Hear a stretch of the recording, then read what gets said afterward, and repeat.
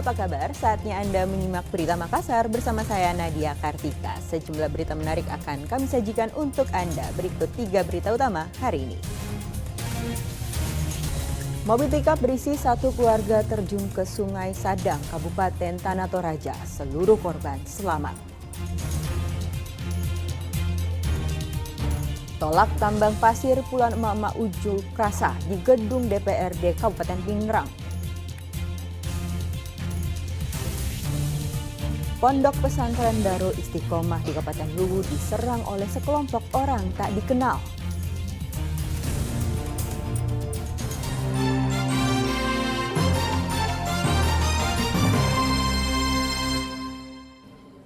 Sebuah mobil pickup berpenumpang 4 orang yang merupakan satu keluarga terjun ke Sungai Sadang, Kabupaten Tanah Toraja, Kamis lalu.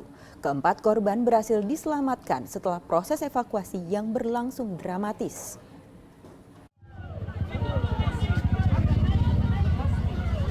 Malang nian nasib satu keluarga ini. Mobil pickup yang dikemudikan pria bernama Joyce Siko ini tiba-tiba keluar dari badan jalan dan terjun ke dalam Sungai Sadang. Warga pun langsung berusaha menolong.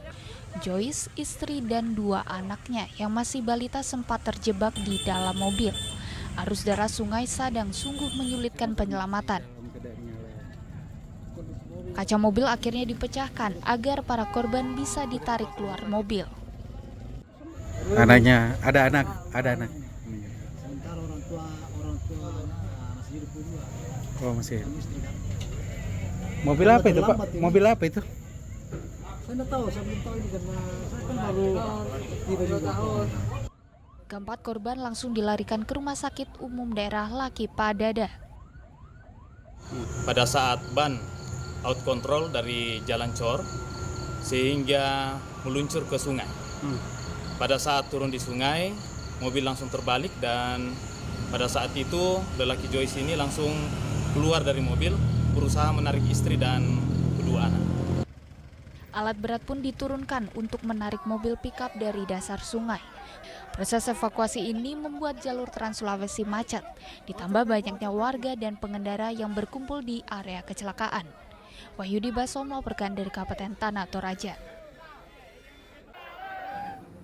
Sebuah truk pengangkut LPG di Kabupaten Maros masuk ke parit setelah menyeruduk tiang telepon dan rumah warga. Diduga kecelakaan ini terjadi lantaran supir mengantuk. Tidak ada korban jiwa, namun tembok rumah warga rusak setelah diseruduk truk.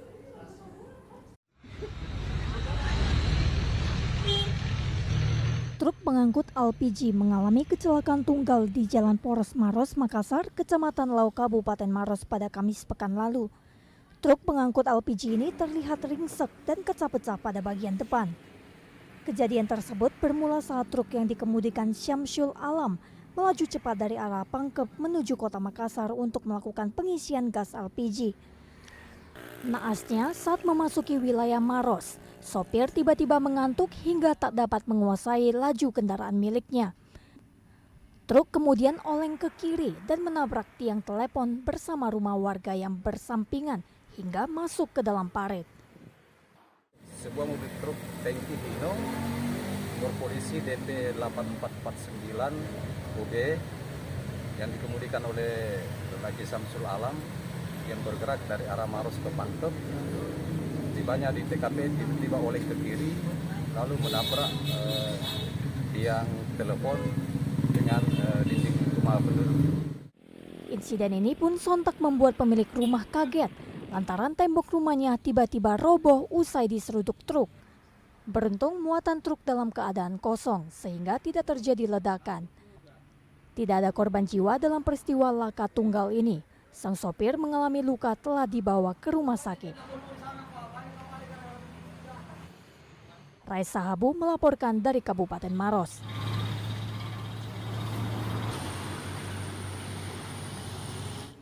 Masih soal kecelakaan truk, kali ini terjadi di Kabupaten Bulukumba. Truk kontainer menabrak pohon dan toko kelontong usai menghindari minibus dari arah berlawanan. Bahkan pohon yang ditabrak itu nyaris menimpa pemotor yang melintas. Diketahui supir truk masih di bawah umur. Inilah batang pohon yang melintang di jalan. di lingkungan Ponre, Kabupaten Bulukumba pada Sabtu lalu. Usai tumbang, ditabrak truk kontainer. Selain menabrak pohon, truk kontainer juga menabrak toko kelontong milik warga.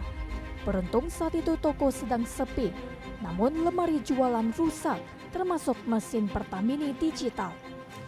Diketahui sopir truk kontainer itu bersama istrinya bertolak dari kota Makassar menuju Kabupaten Bulukumba membawa ribuan tisu. Di tengah perjalanan, sopir truk tiba-tiba banting setir ke kiri karena kaget adanya minibus yang ugal-ugalan dari arah berlawanan. Sopir truk yang masih di bawah umur tak bisa menguasai truknya sehingga menabrak pohon dan toko kelontong. Bahkan batang pohon yang tumbang itu nyaris menimpa pemotor yang juga melintas di jalan itu. Meski tak ada korban jiwa, sopir truk berinisial RH tetap diperiksa unit lalu lintas Polres Bulukumba. Terlebih, ia tidak mengantongi surat izin mengemudi truk. Setelah kami cek di lapangan dan di kantor, pengemudi tersebut masih umur 17 tahun dan bersama istrinya umur 15 tahun. Untuk sampai sekarang belum dapat menunjukkan SIM. Akibat peristiwa itu, kerugian material ditaksir mencapai puluhan juta rupiah. Sementara polisi juga akan memanggil perusahaan yang memperkerjakan anak di bawah umur yang mengemudikan truk 10 roda itu. Andi Muhammad Sardi melaporkan dari Kabupaten Bulukumba. Puluhan emak-emak berorasi menolak tambang pasir di Desa Salipolo dan Desa Bababinanga, Kabupaten Pindrang karena dinilai mengancam kampung mereka. Unjuk rasa digelar di gedung DPRD Kabupaten Pindrang. Diketahui pasir yang ditambang di dua desa itu akan digunakan untuk pembangunan proyek strategis termasuk ibu kota negara IKN di Kalimantan Timur. Emak-emak berjoget di depan gedung DPRD Kabupaten Pindrang sebelum berorasi menolak tambang pasir yang beroperasi di Desa Salipo, Kecamatan Cempah, dan Desa Bababinanga, Kecamatan Duampanua, Kabupaten Pindrang, Kamis pekan lalu.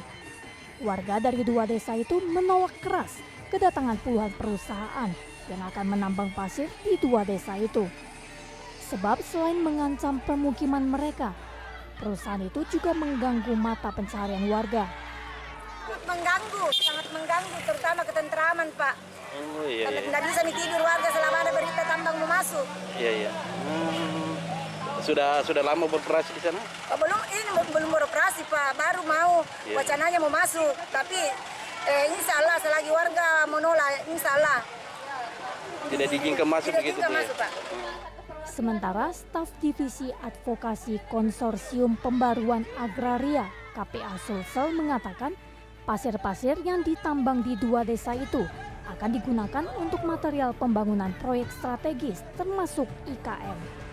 Pasir-pasir ini itu diperuntukkan untuk pembangunan mega proyek. Bukan cuma IKN, saya kira beberapa pembangunan mega proyek yang ada di Kota Makassar itu menggunakan pasir ini. Dan beberapa indikasi juga kami temukan bahwa ternyata pasir ini juga itu akan dikirim ke pembangunan ibu kota negara baru yang ada di Kalimantan sana. Ketua Komisi 3 DPRD Kabupaten Pindrang mengatakan izin tambang pasir itu harus ditinjau ulang meski tujuannya untuk proyek strategis nasional. Sebab masih banyak daerah yang dapat menjadi tambang pasir yang tidak merugikan masyarakat. Terlibat di dalamnya, yang terkait di dalamnya supaya dia harus meninjau ulang tentang persoalan izin hidupnya yang diterbitkan untuk melakukan penambangan di wilayah situ. Kepala Dinas Lingkungan Hidup Kabupaten Pindrang menyebutkan pemerintah daerah sudah tidak memiliki kewenangan untuk mengeluarkan izin perusahaan tambang. Pemerintah provinsi lah yang memiliki kewenangan tersebut. Kami fasilitasi warga ke Makassar dengan cara persuratan kabupaten membuat surat untuk disampaikan ke provinsi. Tuntutan mereka diharapkan itu instansi yang terkait turun ke Pindrang untuk mendak langsung. Ketiga perusahaan tambang yang diduga mengantongi izin itu akan menambang pasir di 800 hektar. Beberapa tahun lalu, lokasi tambang pasir itu sempat menjadi lokasi pertikaian antara warga yang mendukung terhadap tambang dengan warga yang menolak tambang. Suwardi Gatang melaporkan dari Kabupaten Pindrang. Seorang pria paruh baya menjadi korban digigit buaya di pinggir Sungai Lakang, Kota Makassar. Akibat gigitan buaya, korban harus menerima 25 jahitan di betis kanannya.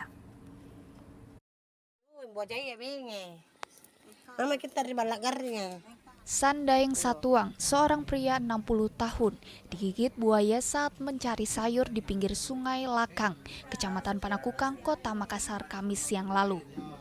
Saat memetik sayur bersama sang istri dan cucu, tiba-tiba seekor buaya berukuran 30 cm muncul dari sebuah lubang dan langsung menggigit bagian betis korban. Usai menggigit, buaya tersebut kembali masuk ke lubang. Akibat gigitan buaya, korban harus menerima 25 jahitan di betis kanannya. Kondisinya kini sudah berangsur membaik dan sudah kembali ke rumahnya. Sebelumnya tidak pernah kelihatan memang. Sebelumnya. Ya, itu pingsan tidak pernah kelihatan. Ya kaget kini. Iya. Baru ini di Waktu digigit gitu tidak ada lagi teman-teman buaya ya. Tidak ada nih. Satu. Itu satu lari turun lagi. Oh, jadi pas kena gigi langsung turun. Itu berapa jahitan Pak yang lukanya? 25. Sekarang kan sudah ada korban ini, walaupun korbannya luka di kaki, digigit, jadi perlu antisipasi. Kita juga sampaikan sama warga hati-hati. Saya juga kalau bisa pemerintah itu bagaimana bisa menanggulangi, mengurangi atau mengusir atau bagaimana caranya, jangan sampai ada korban atau yang meninggal. Kita tahu, mudah-mudahan tidaklah terjadi begitu. Diketahui Sungai Lakang merupakan habitat buaya sungai. Warga berharap pihak terkait dapat melakukan antisipasi agar kejadian serupa tidak terulang kembali. Raisa Habu melaporkan dari Kota Makassar.